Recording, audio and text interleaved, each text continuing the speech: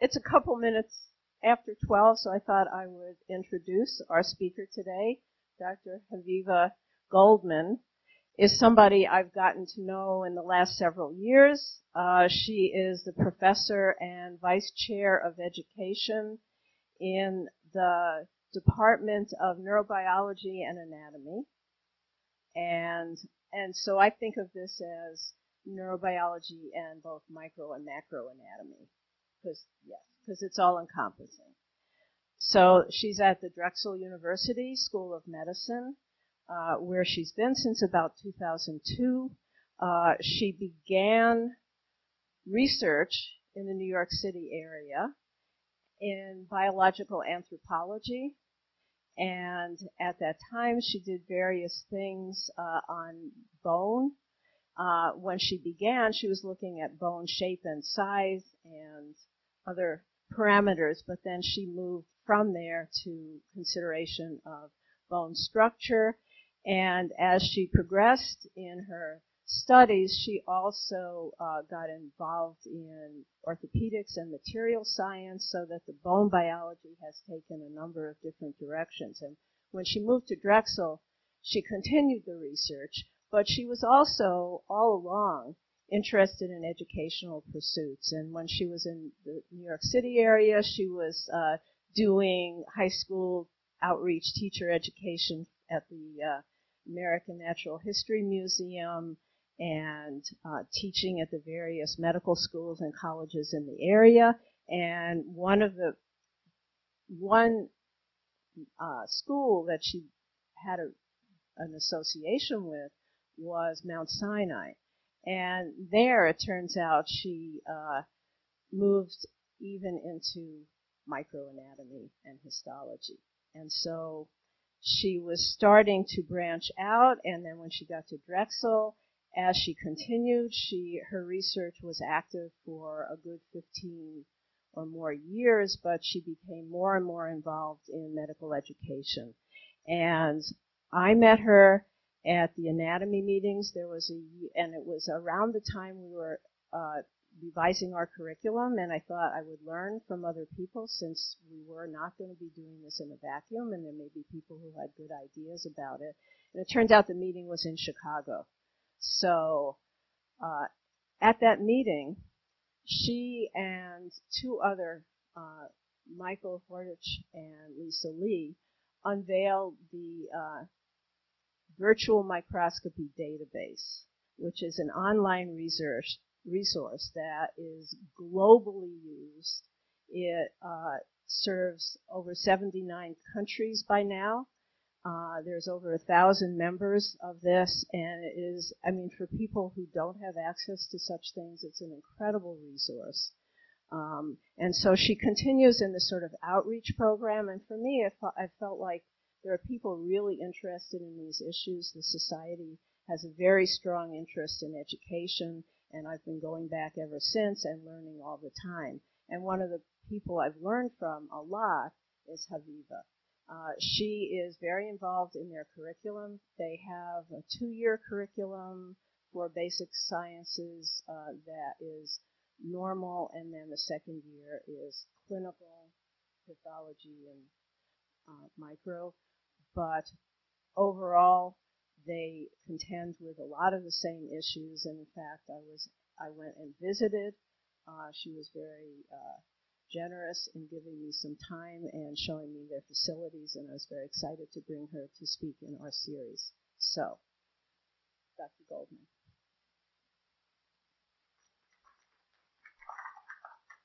Okay, so thank you for having me here. So I'm going to be talking about our, kind of from my own experience about, not on.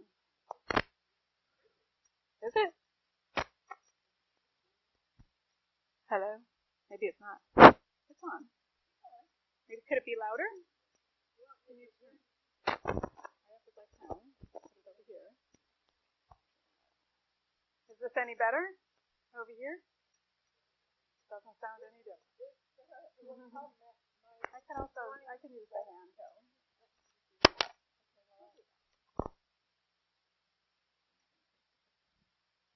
All right, is this better? Awesome. Okay. So I'm going to be talking about some of the challenges from my own experience at Drexel in integrating basic sciences into the curriculum. I'm going to talk about the online and flipped classroom methodologies that we've used, and again, some of the challenges we've had and some of the solutions. And especially, in integration, how do you achieve this integration, with your diverse faculty, with your departments, and some of the issues that we've dealt with there.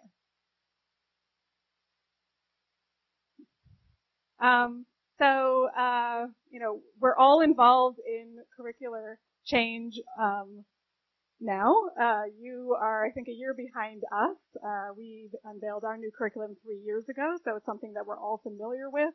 This idea that the 21st century physician is different than the physicians that were practicing 100 years ago, that we need to appreciate these changes and work with it. It's more of an interdisciplinary place that we're in now, where we're having interdisciplinary care, the need for our physicians to be able to function in a team, the increased role of technology that physicians have, not only in terms of, their delivery of healthcare, but also in terms of their learning of medicine, and the real information overload that everyone has, as we have new innovations, being able to teach what we need the students to learn. We can't possibly do that in the confines of the curriculum. The need to develop lifelong learning skills for our future physicians as well. So these are all the challenges that we have to meet.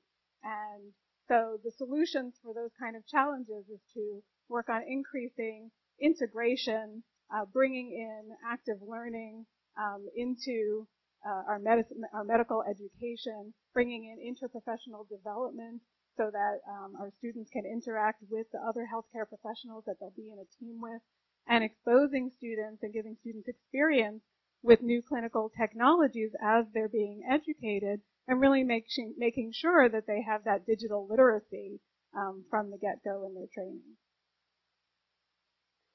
Of course, all of this is easier said than done. This is the integration ladder from a 2000 paper by Hardin, and he talks about the 11 steps along the way to integration. And many of us were living somewhere down here a few years ago. I think our old curriculum was somewhere in the middle here. We had isolated, we had courses, but they weren't completely isolated. They were in harmony with some other disciplines. But we're trying to get a little further up that integration ladder. But, true integration is hard to reach. We're probably now somewhere in this range here. The interdisciplinary part is hard enough, but how do you really truly bring everything together? Do we even want to make that kind of transdisciplinary jump where, you're truly integrated and the disciplines themselves maybe are less siloed and separated? So in that framework, let me just talk a little bit about our experience at Drexel and some background. So we had 2 different curricula until 2017. So we delivered a problem-based curriculum, that was our PIL curriculum, and with a smaller group of our students where they had problem-based learning 3 days a week. Everything was in a block format throughout, normal, abnormal. And then alongside that, we had a more traditional lecture-based curriculum. That was our IFM curriculum, which we had individual courses that were giving individual grades, but we were putting content that was similar to each other, near each other. So we had, they had modules that were related to symptoms, like chest pain or whatever. So they were, they were learning about things at the same time, but they were being tested separately. So I would say that both these curricula were more harmonized and correlated and complementary rather than truly integrated. We had a very large class size, bigger than you have here, with 260 students. So we had 60 students in the problem-based curriculum. That's about as big as we can go with that without it losing the benefits. And then the other 200 students in this more lecture-based curriculum. And we moved to our new curriculum in 2017. The planning for that was in the couple of years before that, following an LCME visit and following a external review that our dean had commissioned to help guide us towards what we needed to do, because what the LCME wanted to see was, particularly for our larger IFM-based curriculum, more of the active learning. And so we thought about, okay, how can we do that? And really the only way, being that we had two different curricula, limited faculty, we were already stretched very thin by the two curricula, we were kind of unable to really make a major change to any one of those two curricula unless we just merged them together. It just made no sense to keep running these two parallel curricula. So we merged, the idea was that we were going to merge into a single curriculum. That curriculum would increase active learning for our students, provide more integration. And so that was kind of the, that's kind of the big picture of what we wanted to achieve. And then we had to figure out how are we going to achieve that given our particular student population and the faculty resources that we had.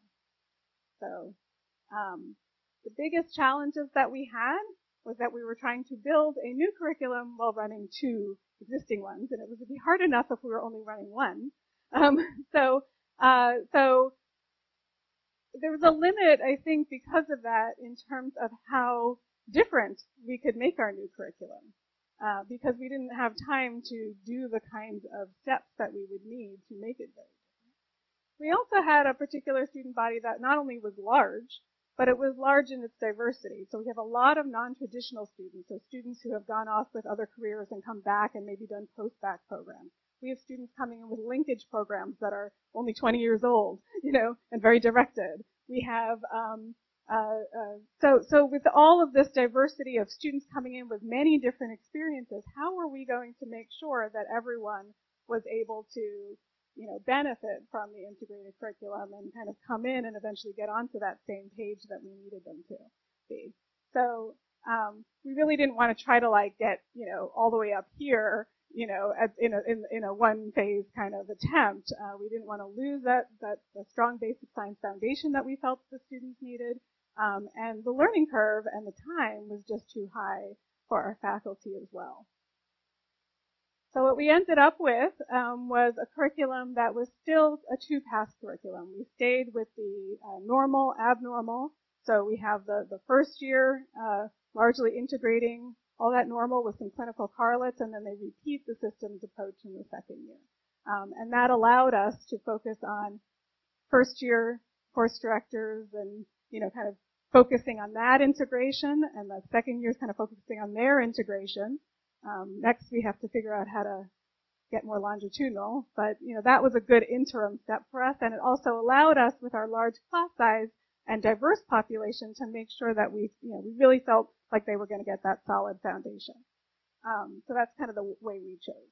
We ended up borrowing the best of both of our previous curricula, and in fact, a lot of the things that we brought into the new curriculum were things that we were piloting in our existing curriculum. So when students would come and they'd be like, oh my gosh, you have this brand new curriculum, you've never done this before, we'd be like, actually we have. We've done a lot of these elements before the new students even came. And we had to modify what we were doing from the previous curriculum to suit the class size. So we couldn't do all-out problem-based learning for 260 students, but we wanted to make sure that students still had that rich experience of being able to kind of think in terms of clinical diagnosis and coming up with their own learning objectives. So we made a case-based learning course that had some elements that we used to have in our problem-based learning.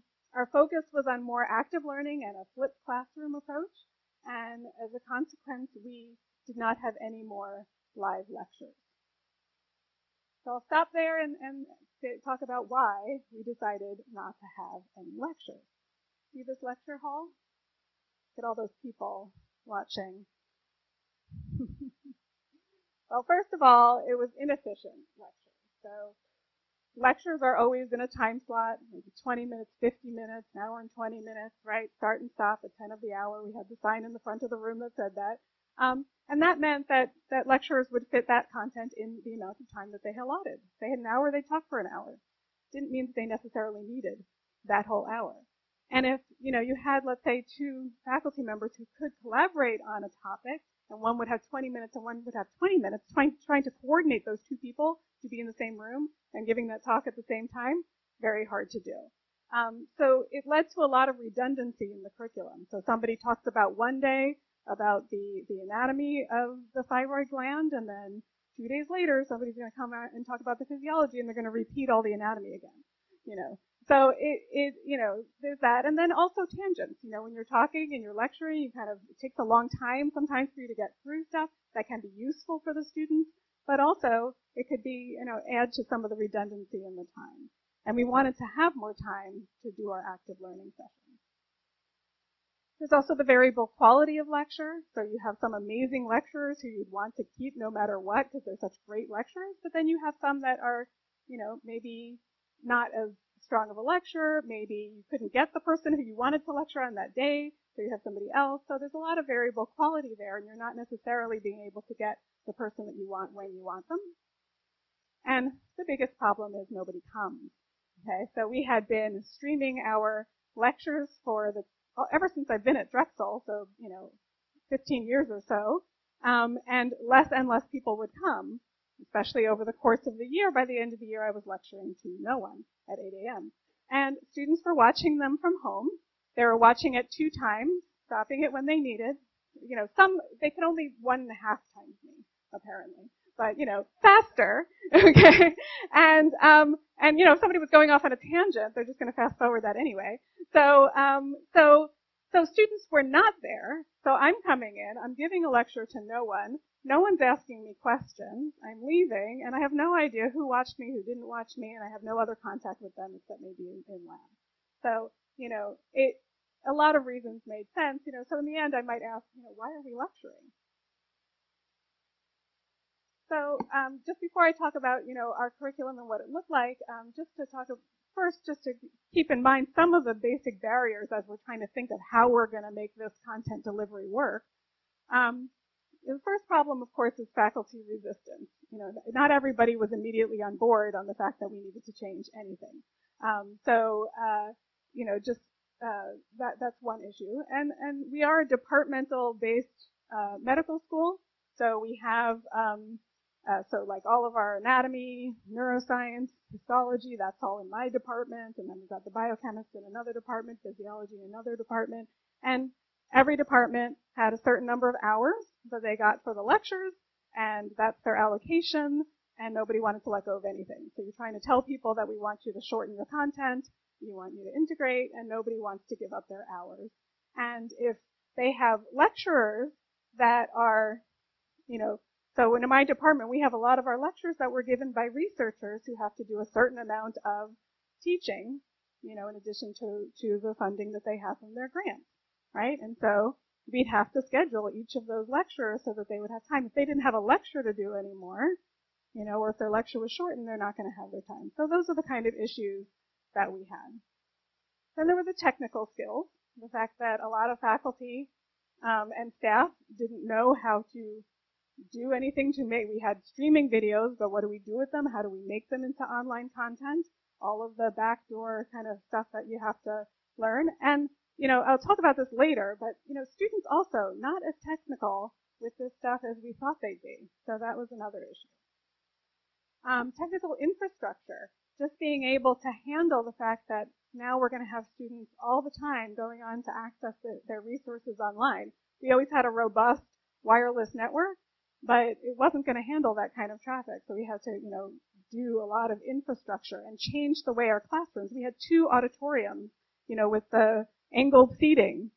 They weren't going to be used hardly at all anymore. So, where are we going to put the students? What kind of spaces are we going to teach in? So that was all an issue to think about. So as we were getting started with developing our curriculum, which became the Foundations and Frontiers curriculum, a lot of it was reorganizing where we're teaching things, how the material is going to align with each other, try to get some of those redundancies addressed. We still have a long ways to go on that, and figure out how we're going to deliver the material. So this is our kind of overview of our curriculum, just so you can kind of see how we do things, different than from what I've seen of your curriculum here because of that normal abnormal approach. They start out with like a fundamentals block here where they have their basic biochemistry, genetics, early embryology, cell biology. Then they continue on. These 2 human structure and function courses are where they have all of their anatomy and physiology and neuroscience with some biochemistry and genetics kind of peppered in. Histology is running with that. And then foundations of disease, that's where we're starting to introduce the abnormal more. So they have an introduction to pathology, pharmacology, microbiology, and that's where they also have immunology. And then here we are in the second year. This is where they have pathology, pathophysiology, microbiology, pharmacology, system by system. So we're kind of doing system by system here, focusing on normal. Then again, system by system here, focusing on abnormal. In between, we have these frontiers weeks. That's where we put all of the content that about like delivery of healthcare systems, business of healthcare, medical research, all the stuff that would be strewn across our curriculum, put in one place so students can focus on that without worrying about their basic sciences at the same time. As our basic science curriculum is going, we have a doctoring course, so Foundations of Patient Care, where they learn the elements of the physical exam and clinical. We have our case-based learning, that's our case of the week, in small groups where they kind of hypothesize and learn about clinical diagnostics. And then we also have a health advocacy practicum where students go out into the community. They work in community organizations with the homeless and kind of get that perspective on community.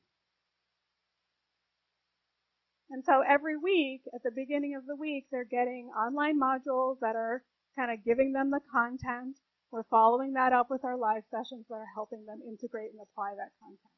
At the same time, they're kind of getting a little understanding of how what they're learning in the basic sciences ties in with the clinical. Often what they're learning in Foundations of Patient Care is going to relate to the topics we're studying. So if we're doing GI, we might have an abdominal exam, something like that. And this is kind of what a typical week looks like, where students are starting out, mostly not here, so they're not on campus. They're at home or in the library, wherever they are, looking at the online materials that we provide. They come in and do their case-based learning. They do more online stuff. And then towards the end of the week, that's when we're doing our laboratories, our team-based learning sessions. They might have some open time, which we call the self-directed learning time, where they could be trying to process and learn the stuff that they are getting. And the general idea is this kind of stepwise progression where they get the material that they have to know and they start to learn it. We bring them in so they can practice with it in the laboratory. They can get some clarification through something like a think, pair, share session where, maybe we'll have a faculty member there. They're going to maybe put up a multiple choice question on some concept, clicker style, whether the students kind of get that concept and then go over it to help clear up any misconceptions. And then as we get later in the week, more team-based learning. These are usually multidisciplinary sessions where we can have several threads coming together using clinical vignettes to help to emphasize concepts. So even though we're studying normal, we're looking at abnormal and how that can help us explain normal. And then finally, in some cases, they'll have like something like a simulation where they can see kind of in action on a simulated patient in our sim center, the effects of different therapies and try to understand what's happening. We deliver everything through our learning management system. And in addition to that, we have a calendar and a database that tells them what they're supposed to do and where they're supposed to be.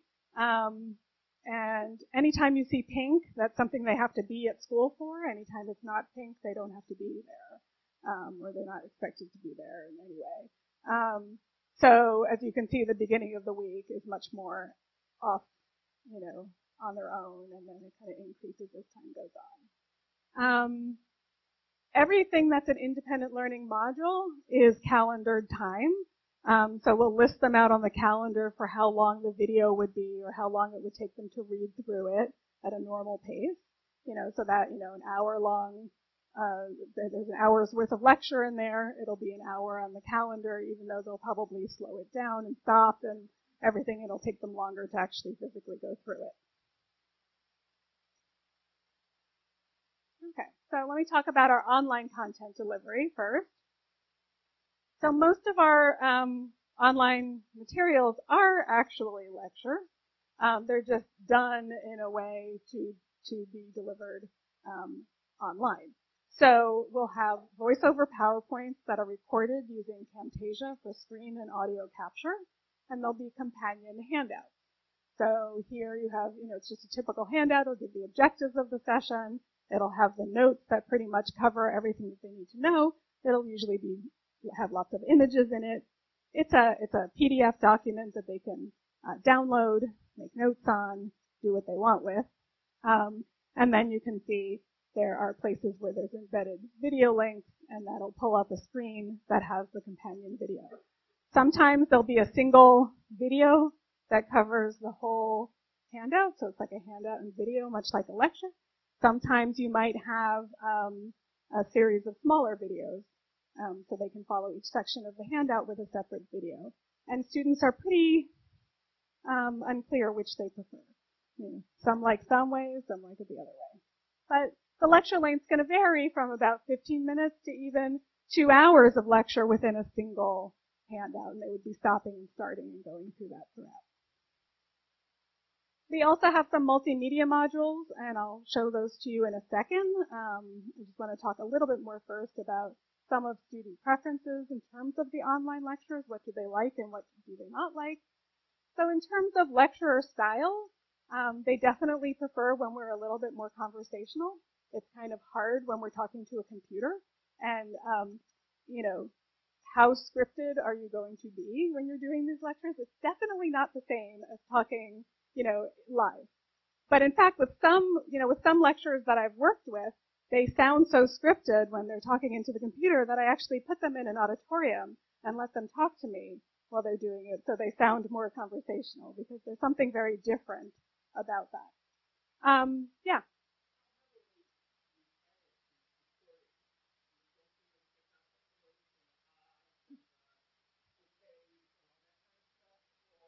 I do. I do a lot of editing, and it also depends on the lecturer. So some lecturers do that a lot, and I do take out most of that. But some, if it's just occasional, I will leave it. But it's interesting because you do want some of those pauses. So if you edit it too much and then all of a sudden it's not, nobody's stopping, you don't have those natural transitions, then it's also very difficult to listen and process. So it's kind of a fine line, but we do a lot of editing. In terms of the note style, students like it to have, one more question.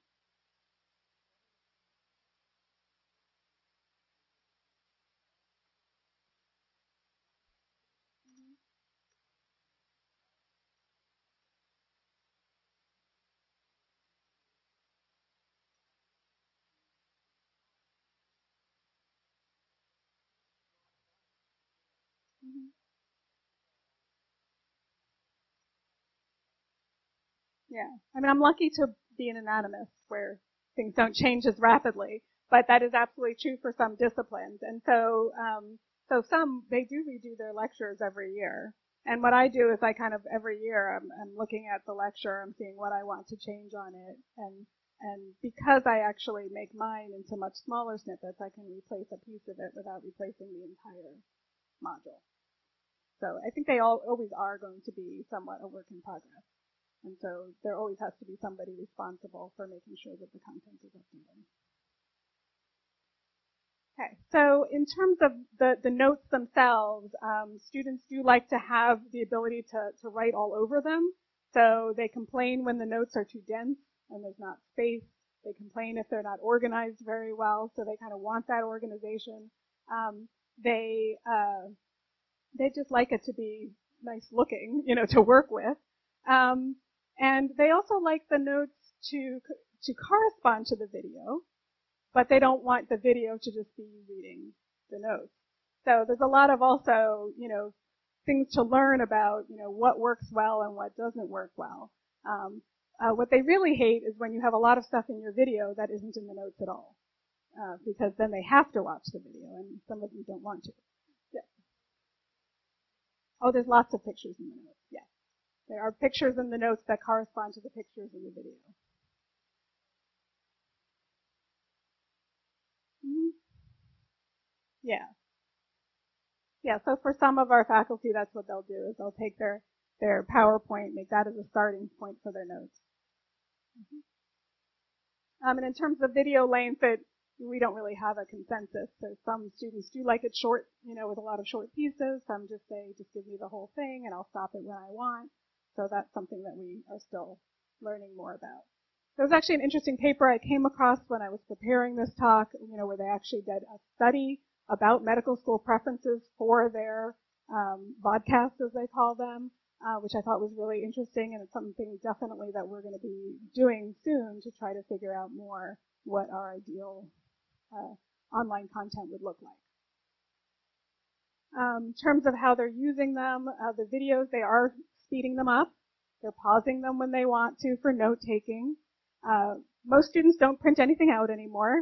We make students get iPads, so all students have iPads, and most of them will try to use their iPads for note-taking. But because most of them don't know how to do that, they didn't necessarily, do that in college. Well, at least, certainly not for the volume that we give them. Some of them get really, they fall behind because they don't know how to properly organize their notes. They're not used to working in an entirely online environment, which is surprising because supposedly they're the digital generation.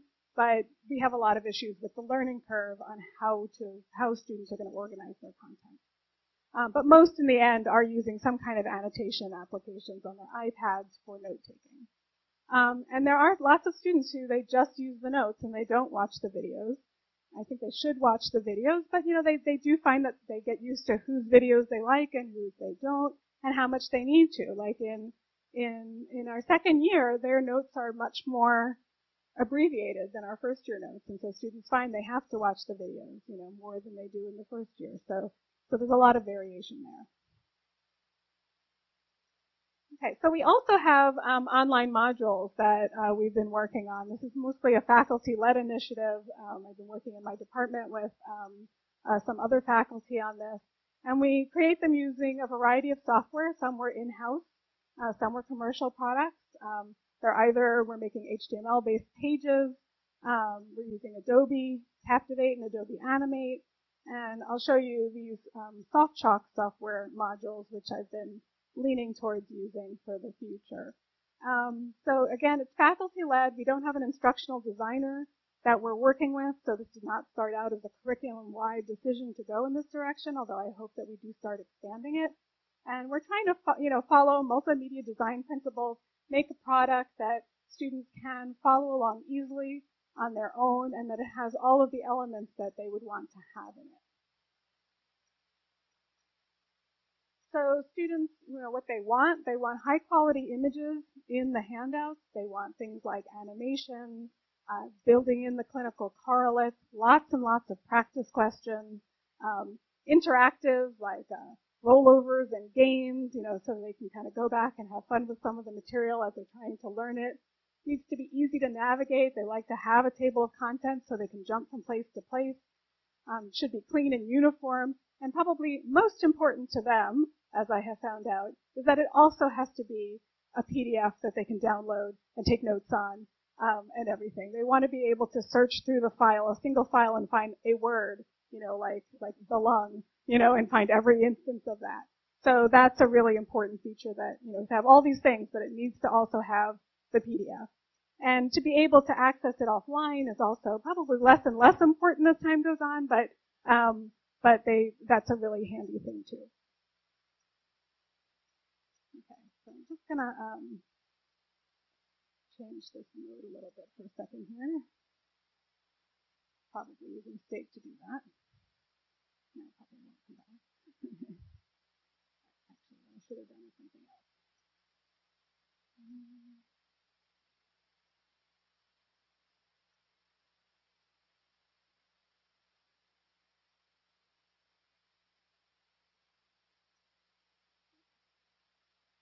So I'll just kind of show you what one of these modules looks like real quick. So usually I have it set to open as a splash page with just some information on the module and the table of contents and who's done it. Once they go in, they get to see the objectives of the lesson, and they have a full table of contents of everything that's in it, which they can hide if they'd like. And as they go through the content, there's lots of images, there's lots of tables, there are, as you go through, we can have links to other things. So here we've integrated into this module. This is gross anatomy, microanatomy, and neuroscience all combined. They can click right to the virtual slide over here and look at annotations on their virtual slide and get some more information there. And then there are lots of built-in practice questions, real basic questions on kind of testing recall, where they can click on it, see if they're right or wrong. It'll give them an explanation of why, and so on. And then some of them are interactive, where you can put an image in, you can have them click somewhere and figure out where that structure is, and so on. Drag and drop kind of exercises. There are crossword puzzles. And these are all built into the software, so they're easy to create. One of the reasons why I moved to this software and away from the HTML is because most of our faculty can't make the HTML files. So in order to be able to have something that faculty can really work with, it needed to be simple and easy. And this, it has some reasons why it's not so simple and easy, but for the most part, it is simpler and easier than other software programs. So this is called Soft Chalk. Soft, as in, and then chalk like a chalkboard. Soft chalk.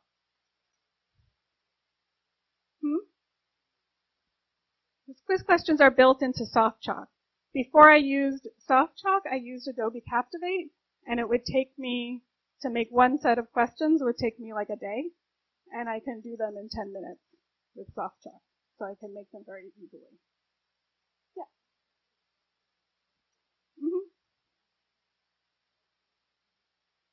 Yeah. I can do it like 5 minutes, like when a student sends me something and said you made a mistake, I can update it.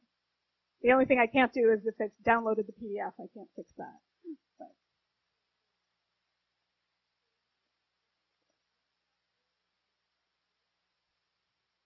They access everything through Blackboard. You can embed the whole module into Blackboard, or as we do right now is we send them out to a server where we house them. That just makes it easier for me to update them.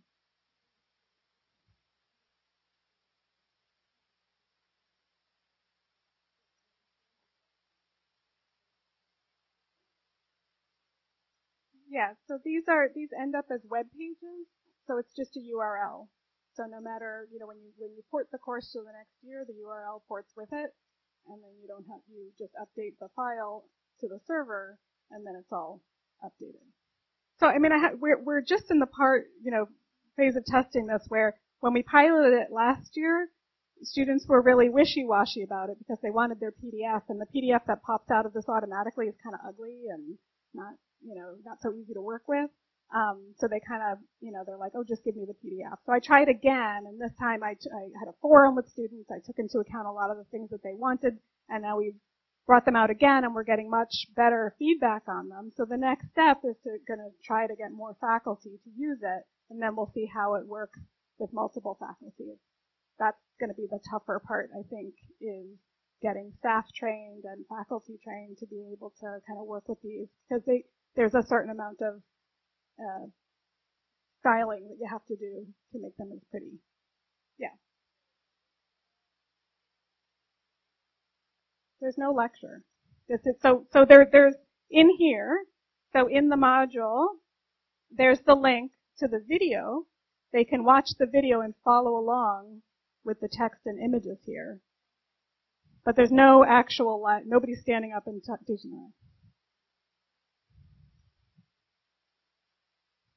So, and that's why students don't, so with these, many students don't use the recording, and that's fine, because there's not going to be any different information. But for students who want something explained to them, rather than reading it, some students like to just hear somebody telling them that same information. It is. No. Correct. But if somebody wants to listen to the video and have Dr. DePace explain, exactly what they're reading here, they can have that option. But if they don't want to use it, that's okay too. Yeah. Mm-hmm. For some topics, it's less. For anatomy, I feel like it works very well to have that option. For some, they might have less comprehensive notes and more reliance on the audio, and students would have to listen more to the lecture. It all depends on what kind of content you're trying to convey. Yeah. No. But I encourage them to look for it for particular reasons. So I have a resources tab here, and it links right out to the textbook, which is in our library, so they can get the online version. And for anatomy, one of the main reasons to look at the book is they have clinical blue boxes, right? So this takes them directly to the clinical blue box on spinal cord. So the images that we use are either in-house images that we've made, or we've licensed all of the images from different atlases. So we license Netter, we license Grants, and then we can use them password protected within our own system. Yeah.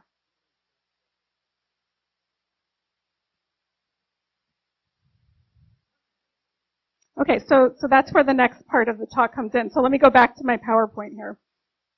Okay, so that's a good point.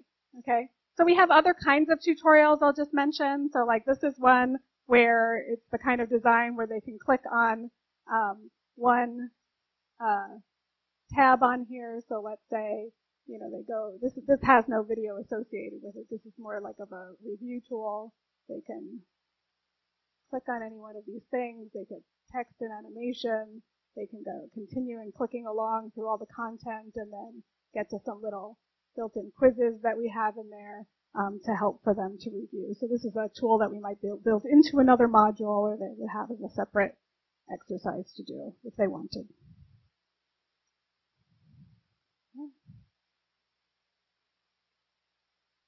Okay, we also have our dissectors all online as well, using a different software program. It's all in HTML, but it also allows them to access all the dissector materials, images, review videos, everything all in one.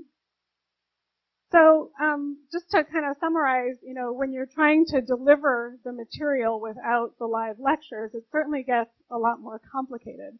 There's a lot of faculty development that has to occur, as well as faculty buy-in.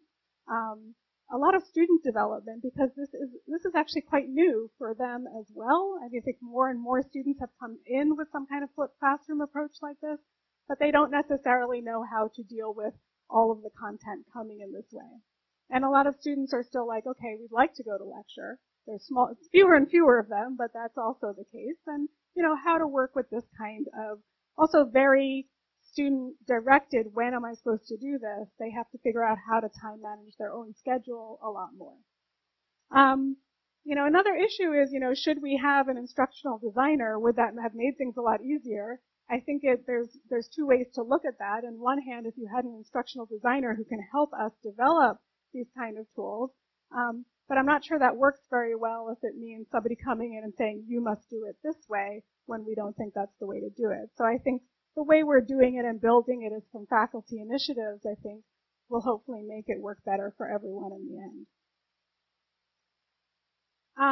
So how do we actually see the students? Okay, so we have a variety of live sessions that follow.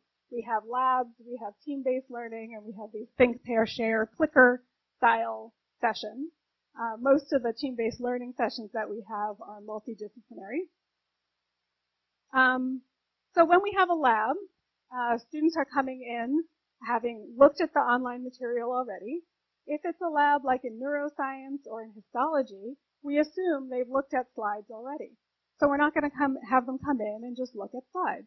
We're going to have them come in and work in groups to find structures on slides they've never looked at, okay? Or answer some short clinical cases that makes them look at some slides that relate to what they've been studying.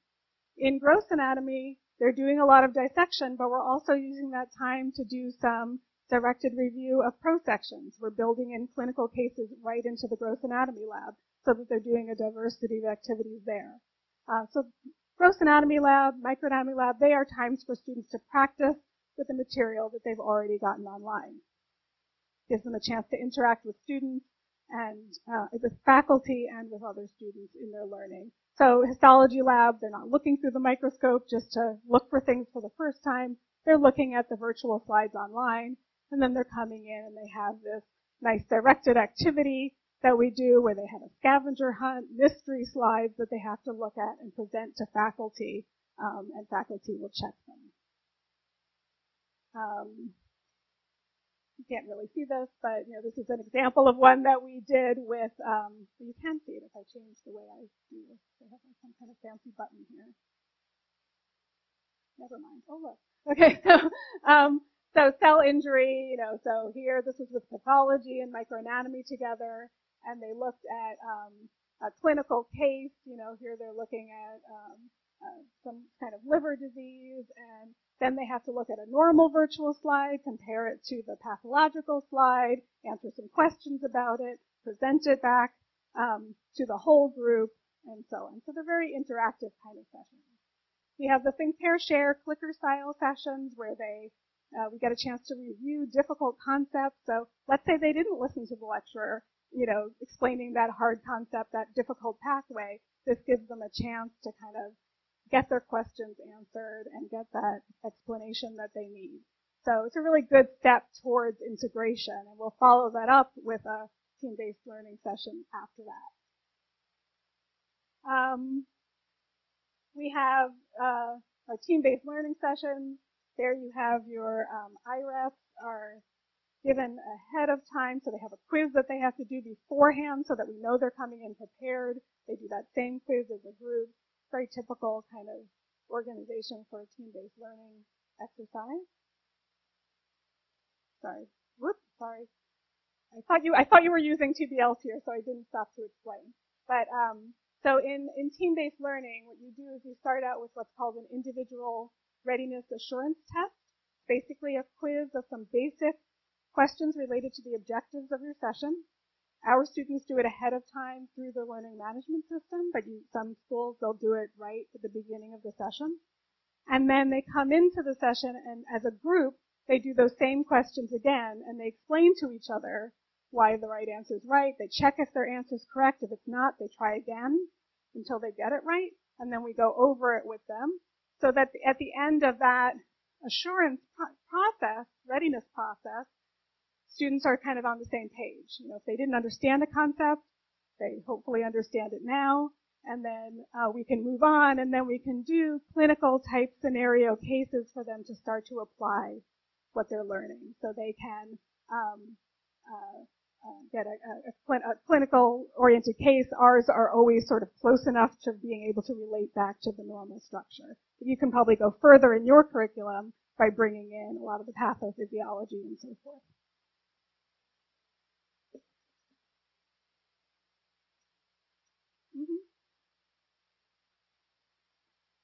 Yeah, here I'll show you. So we deliver everything on a Google form. So this is what the students will see. They'll click on this and they'll get, here's their case. It'll have some images in there that helps to explain what the problem is. They'll have to answer some basic anatomy questions about that.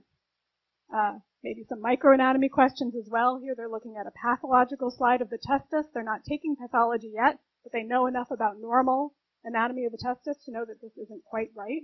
Some things look like testis, some things not. So it gets them to kind of think about what they're learning in terms of normal and apply it.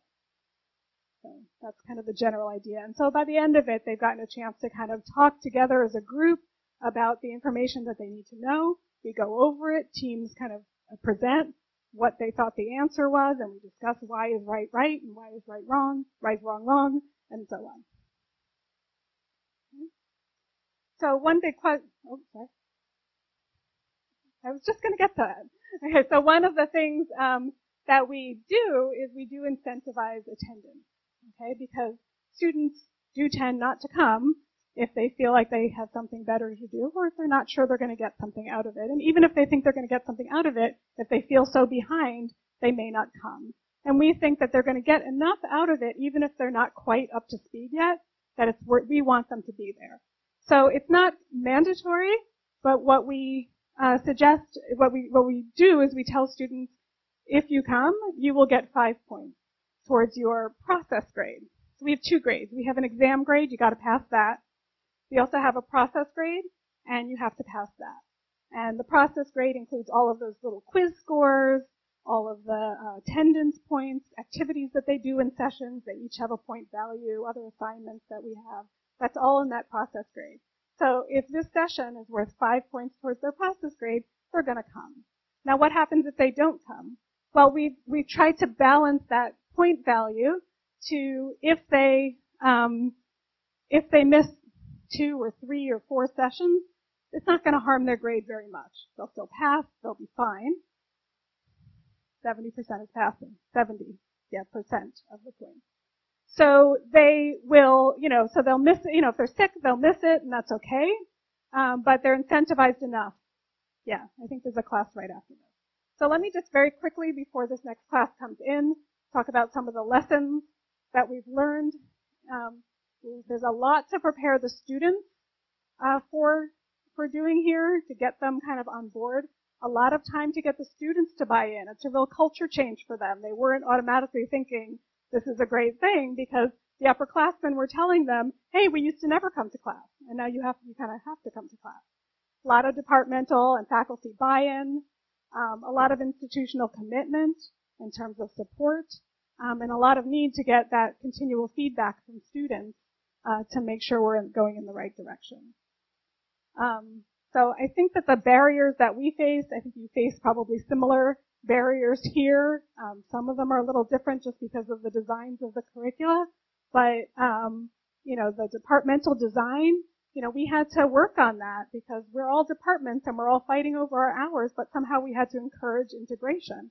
So we did that by incentivizing integration. So if you have an integrated IL, each discipline gets full credit for all those hours, right? That means you're not losing hours by integrating. So that was important. Getting clinical faculty on board is also challenging. They would come in for a lecture and go. Now they may have